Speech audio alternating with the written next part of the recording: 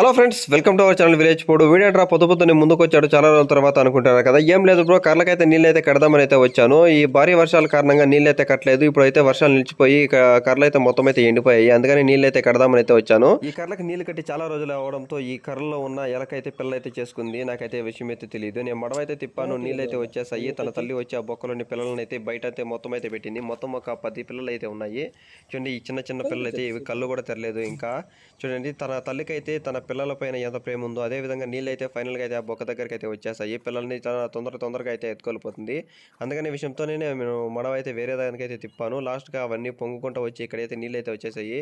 చూడండి, పిల్లల్ని అయితే ఏ విధంగా ఎత్తుకోబోతుందో.